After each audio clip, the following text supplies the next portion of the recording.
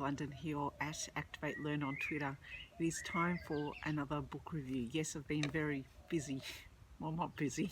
I haven't been busy, but I've been reading a lot. So this time round, it is George Simenon, The Man Who Watched Trains.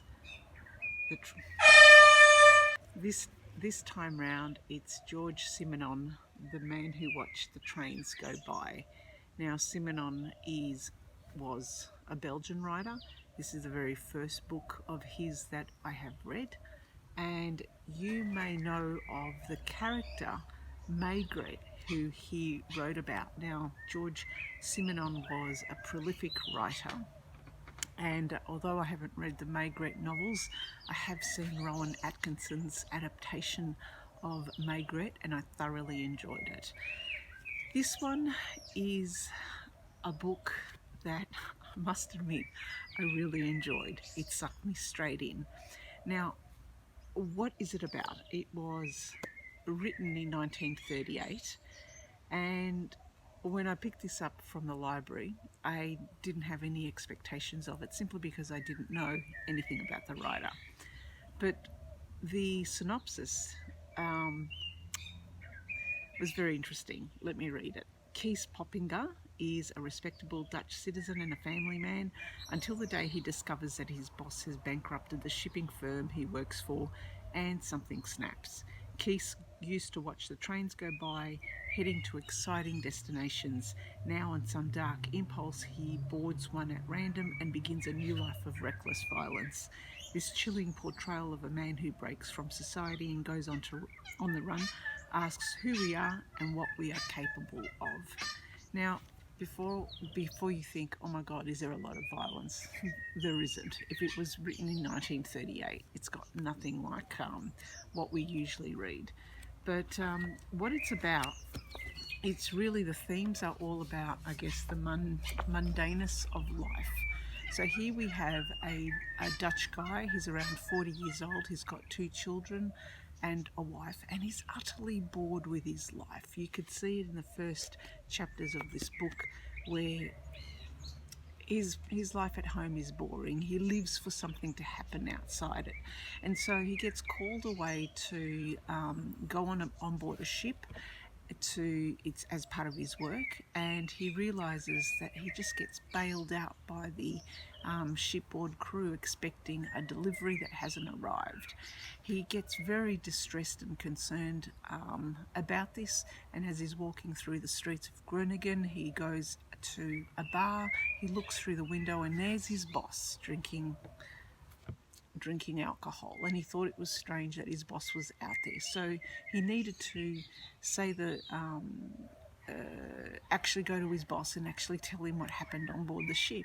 But his boss tells him that he, in fact, has been putting his hand in the till, so to speak, and getting money from the company, and as a result the company is bankrupt. And so he divulges this secret to Kees and says, I'm going to fake my suicide, and I suggest you go on and live your life the way you do it, because tomorrow the police are going to come over to your house, and everything that you have built for your family and your life is going to be gone. So what he does then is his boss fakes his suicide, he disappears, and that then makes Kees consider, well, what am I doing with my life? And so he ups and goes. He leaves his wife and his children, and he jumps on a train and he heads into Amsterdam. Where else would you go? Heads into Amsterdam to go and find his secretary. Well, the secretary used to work in the company previously. As a result, he strangles her, doesn't he? Accidentally. And this starts on this, it's not a roller coaster, but just the kind of story that it goes from bad to worse.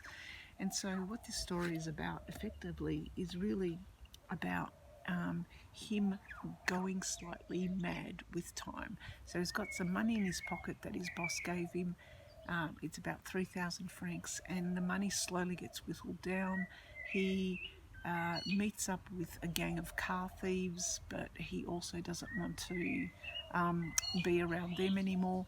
And as you can see, he's slowly unraveling. He also buys the newspapers every day to kind of read what the newspapers are writing about him.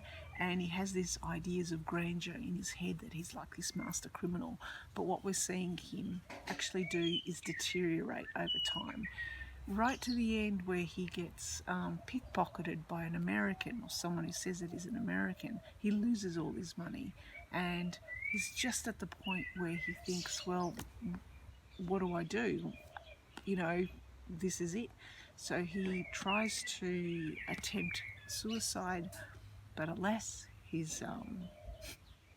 they find him and they turf him into a mental asylum. So the whole story, though, has been brilliant. I really enjoyed this book because at some stages I was thinking, is he really mad? He's just someone who was bored with his life. But he was, for the entire theme of the book, he was determined, and he expressed that madness was his life beforehand when he was married with his kids, not the crazy life that he had gone on in Amsterdam and in Paris. So this is it, George Simenon, The Man Who Watched Trains Go By. Have you read this book? Have you read any of his other books? Let me know. And thanks for listening and watching. Bye for now.